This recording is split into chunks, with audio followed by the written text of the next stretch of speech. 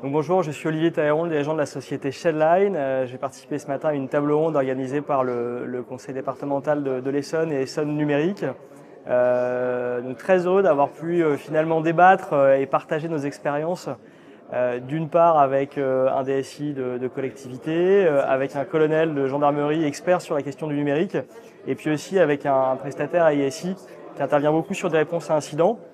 Nous, chez Shellline, on a une posture orientée résilience face à la crise cyber. Notre posture, c'est une posture toute simple, c'est que l'indisponibilité des systèmes d'information est inéluctable et elle conduira à des impacts métiers très forts.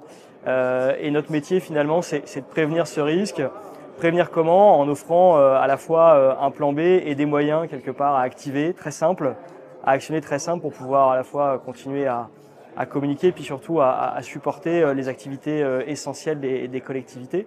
Donc ce que j'ai apprécié dans cet échange, en fait, c'est des points de vue très opérationnels et de vécu de la part des collectivités, très opérationnels aussi et de vécu de la part de l'autorité que représente le colonel de gendarmerie.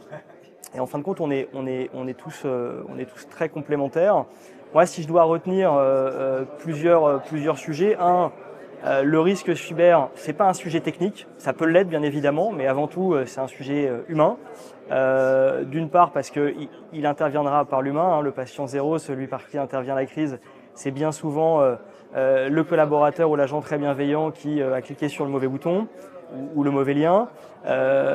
Deux, il est éminemment humain parce que pendant la phase de crise qui va durer 2 semaines, 3 semaines, 3 mois, sur laquelle on sera sur un blackout ou juste une suspicion de compromission qui entraînera un blackout, au global, c'est les métiers seuls, sans leur informatique, qui devront travailler. Et donc c'est encore une fois de l'organisation et de l'humain.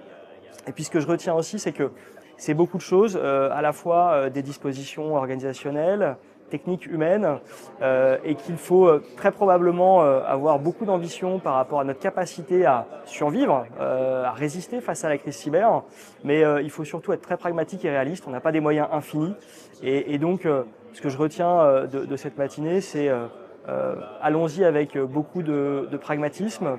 Allons-y avec l'envie d'avoir un gain rapide et avec un effort maîtrisé.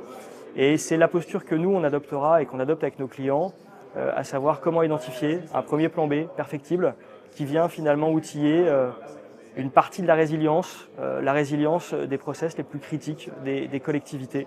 Et comment ensuite, pareil, avec un effort maîtrisé, on vient entraîner régulièrement et maintenir ce dispositif. Donc résilience et pragmatisme sont les mots-clés de cette matinée.